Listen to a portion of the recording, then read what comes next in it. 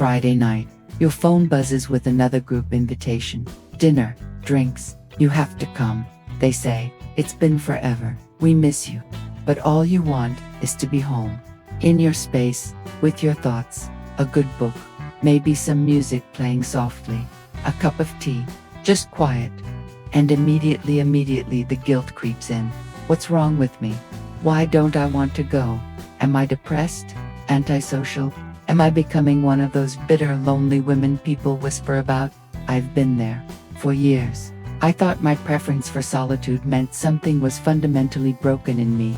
That maybe I wasn't wired for connection like everyone else. That I was defective somehow. I'd force myself to go to events I didn't want to attend, smile through conversations that drained me, and then collapse at home, feeling worse than before I left.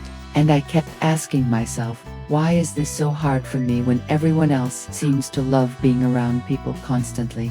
But here's what I've learned through years of research, therapy, and self-reflection, and what science confirms. If you prefer being alone, you're not broken, you're not cold, you're not disconnected. You might actually be one of the most emotionally intelligent people in the room. Today, I'm showing you the psychology behind people who choose solitude, not isolation, but intentional, restorative, alone time, and why it's not only normal, it's powerful. If you've ever felt guilty for wanting to be alone, if you've ever apologized for not being social enough, if you've ever wondered if something's wrong with you, this video is for you. Stay with me. A 2019 study in the Journal of Positive Psychology found that people who intentionally seek solitude, not isolation, report higher emotional stability, creativity, and self-awareness. They're not running from connection. They're recharging through reflection. So if you're someone who'd rather stay home than go to yet another social event, if you feel drained after too much interaction, even with people you love, if silence feels like relief, not punishment, you're not weird, you're aware. Loneliness says no one is here for me. Solitude says I am here for myself. 5 signs that you need solitude. Before we dive into the psychology, let me ask you something. How do you know if you're someone who genuinely needs solitude? Not everyone doesn't, that's okay. But if these 5 signs resonate with you, solitude isn't a preference. It's a necessity for your well-being. First, social hangovers. After social events, even good ones, with people you love, you feel completely drained, not just tired, depleted, like someone sucked all the energy out of you. This isn't rudeness or ingratitude. Psychologists call it social hangover, and it's a real neurological response. Introverts and highly sensitive people process social stimulation more deeply, which means it takes more energy. If you need a full day to recover from a dinner party, you're someone who needs solitude to recharge. Second, small talk feels like torture. You can handle deep conversations for hours, but 5 minutes of "how's the weather" makes you want to scream. Why? Because your brain craves meaning. A 2016 study found that people who prefer solitude tend to score higher in need for cognition, the desire for meaningful thought. Small talk doesn't just bore you, it exhausts you because your mind is wired for depth, not surface chatter. Third, you do your best thinking alone. Important decisions. You need silence. Creative ideas. They come when you're alone. Problem solving. Not in a brainstorming session. In the shower, on a walk, staring out the window. Your brain literally works better when external noise is removed. That's not weird, that's how your specific nervous system operates. Fourth, plans draining before they even happen. You make plans on Monday, and by Wednesday you're already dreading them. Not because you hate the person, just the idea of having to show up feels heavy. This is called anticipatory exhaustion, and it's your body telling you it needs more rest than stimulation. Listen to that signal. Fifth, guilt. After saying no, you turn down an invitation and spend the next 2 hours feeling guilty, selfish, like a bad friend. But here's the truth. Saying no to protect your energy isn't selfish. It's self-awareness. If you feel guilty for choosing yourself, that's not a character flaw, that's years of conditioning telling you your needs don't matter. They do. So if 3 or more of these signs hit home, You're not antisocial. You're someone whose nervous system needs solitude to function well. And that brings us to the question, why? What makes some people, especially women, in midlife crave solitude more than others? Why mature women choose solitude, tired of toxic relationships. Many women in their 40s, 50s, and beyond choose solitude not because they hate people, but because they've learned the difference between connection and exhaustion. After years of people-pleasing, toxic friendships, or relationships where you gave more than you received, solitude feels like finally putting yourself first. Emotional protection psychologists call this self-regulation, your nervous system learning where safety lives. And sometimes, safety lives in quiet. Research from Frontiers in Psychology shows that solitude helps regulate the amygdala, the part of your brain that triggers stress and anxiety. Time alone allows your system to reset, claim identity. Dr. Esther Buchholz, who studied solitude for decades, wrote, "Without solitude, we cannot construct our sense of self."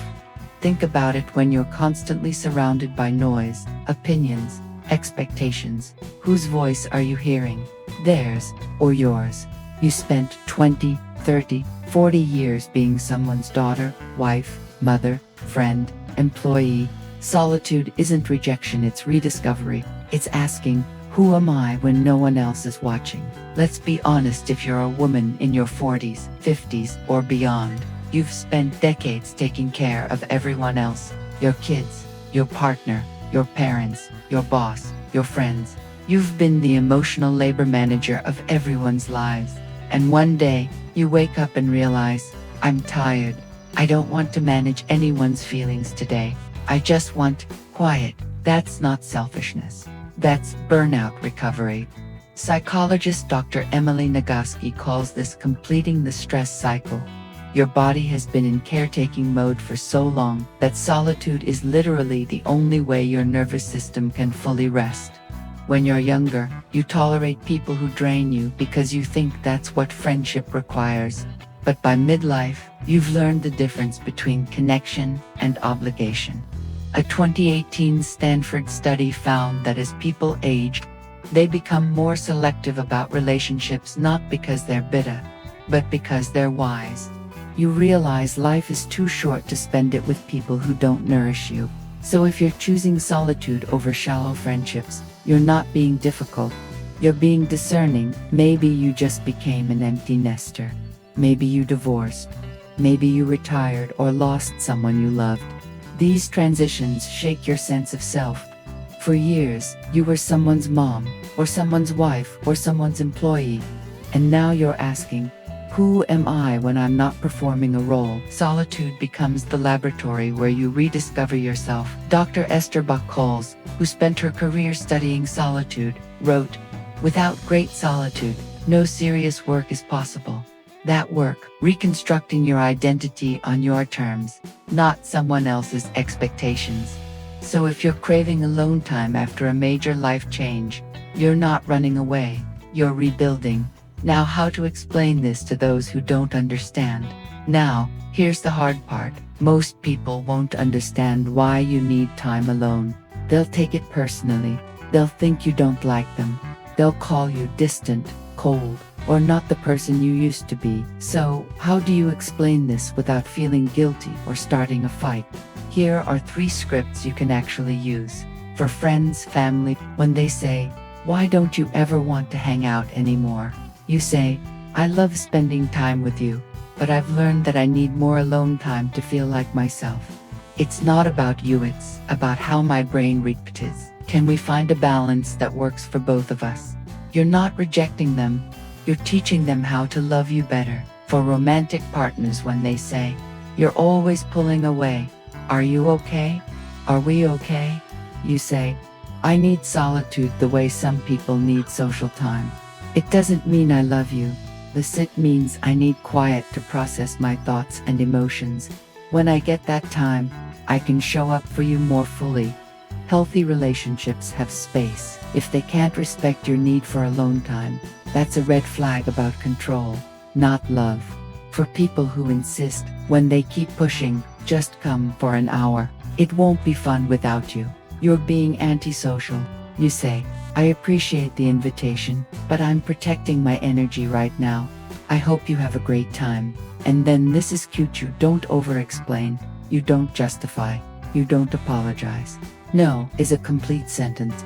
The people who truly care about you will adjust. The people who can't respect your boundaries, they're showing you they value their comfort over your well-being. And that's information. When you're alone and your mind wanders, maybe you're folding laundry or staring out the window, your brain enters what neuroscientists call the default mode network. This isn't doing nothing.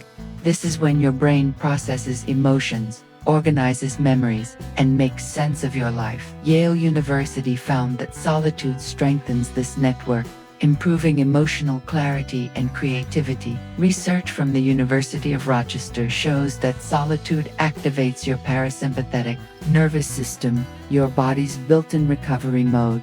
Heart rate slows, cortisol drops, muscles relax. Your body is literally telling you, you're safe now. You can rest. This is why you think more clearly after time alone, why problems that felt overwhelming suddenly seem manageable. It's not magic, it's biology. In solitude, you hear yourself. What drains you? What restores you? What you actually want, not what you think you should want. A 2017 study from the University of Buffalo found that people comfortable with solitude set healthier boundaries. They don't need constant approval to feel worthy. Surprisingly, a 2018 study showed that people who practice solitude are more empathetic, not less. Why? Because when you understand your own emotions, you recognize them in others. But here's the shadow side. Too much solitude can turn into isolation. Psychologists call this the self-reinforcing loop. The more you pull away, the harder it becomes to return. A 2021 UC Berkeley study found that long-term isolation activates the same brain regions as physical pain. Ask yourself, am I recharging, or am I hiding? Solitude restores. Isolation numbs. If your alone time leaves you feeling lighter, clearer, more yourself, that's healthy solitude. If it's making you numb, disconnected, or afraid to engage with life, that's isolation, and that needs attention. For many of us, solitude starts as escape, a way to breathe when the world feels too heavy. But over time, something shifts. The silence that once felt like withdrawal begins to feel like restoration. Research by Dr. Kristen Neff shows that solitude teaches self-compassion. In the stillness, you notice how harsh your inner voice can be, and you learn to soften it.